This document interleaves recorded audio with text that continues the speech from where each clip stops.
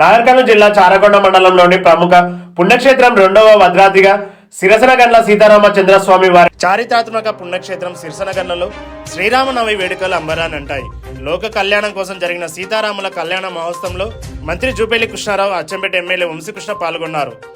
ప్రభుత్వం తరపున స్వామివారికి పట్టు వస్త్రాలు, ముత్యాల తలంబ్రాలు సమర్పణ చేయడం జరిగింది. వేద మంత్రోచ్చరణల మధ్య శాస్త్రోక్తంగా జరిగిన కళ్యాణ ఘట్టం సిరసనగండ్లను దక్షిణ అయోధ్యగా తీర్చిదిద్దుతామని మంత్రి జూపల్లి కృష్ణారావు హామీ ఇచ్చారు. భారీగా తరలి వచ్చిన భక్తులు జయ శ్రీరామ్ నామస్మరణలతో మారుమోగిపోయిన క్షేత్రం. ఈనాటి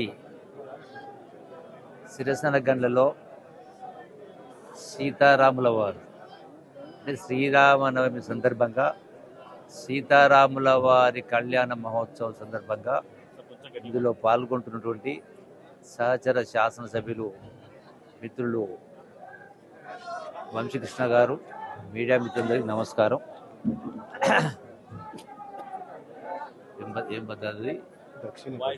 ఇక్కడ ఈ యొక్క సిరసనగండ్ల దేవస్థానానికి దక్షిణ భద్రాద్రి అనేటువంటి పేరుంది, గొప్ప పేరు. అంటే ఇక్కడ విచ్చేసినటువంటి భక్తులు చూస్తే వేలాది మంది, లక్ష దాకా వచ్చినట్టు కనపడతా ఉంది. అంటే ఇంత పెద్ద ఎత్తున ఇక్కడ ఈ యొక్క సీతారాముల వారి యొక్క కళ్యాణాన్ని చూడడానికి విచ్చేసింది.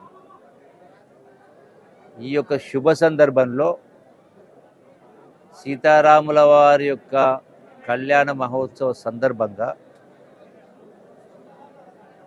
గౌరవ శాసనసభ్యులు ఏదైతే ఈ ఆలయ అభివృద్ధి కోసం, భక్తుల యొక్క వసతుల కోసం గతంలో 2 కోట్ల రూపాయలు మంజూరు ఇవ్వడం జరిగితే పనులు కూడా ప్రారంభమైనవి. అదనంగా 3 కోట్ల రూపాయలు ఈ ఆలయ అభివృద్ధి అడుగుతూ ఉన్నారు. కాబట్టి అన్నిటికంటే ముఖ్యం మన యొక్క సంస్కృతి, సాంప్రదాయాలు, ఈ యొక్క ఆలయాల అభివృద్ధి అంటే తరతరాల నుంచి వస్తున్నటువంటి ఒక సాంప్రదాయం. కాబట్టి ఈ దేవాలయాల అభివృద్ధి, భక్తులకు వసతులు కల్పించాల్సినటువంటి అవసరం ఉంది. కాబట్టి ఈనాడు గౌరవ శాసనసభ్యులు కోరిన విధంగా ఆ 2 ఈ 3 కలిపితే 5 కోట్లు అవుతాయి. కాబట్టి తప్పకుండా మిగతా 3 కోట్లు వారు కోరిన ప్రకారం మిగతా 3 కోట్ల రూపాయలు కూడా ఇచ్చేటువంటి ఏర్పాటు చేసి వచ్చేటువంటి సీతారాముల కళ్యాణ మహోత్సవం నాటికి ఈ పనులను పూర్తి చేసేటువంటి ప్రయత్నం కూడా చేయించడం ఏర్పాటు చేస్తాం. భక్తులు వచ్చిన తర్వాత వాళ్ళు ఇక్కడ ఉండటానికి, వాళ్ళకు ఎటువంటి ఏ విషయంలో కూడా ఎటువంటి అసౌకర్యం కలగకుండా ఇవన్నీ కూడా ఏర్పాటు చేసే కార్యక్రమం చేస్తాం.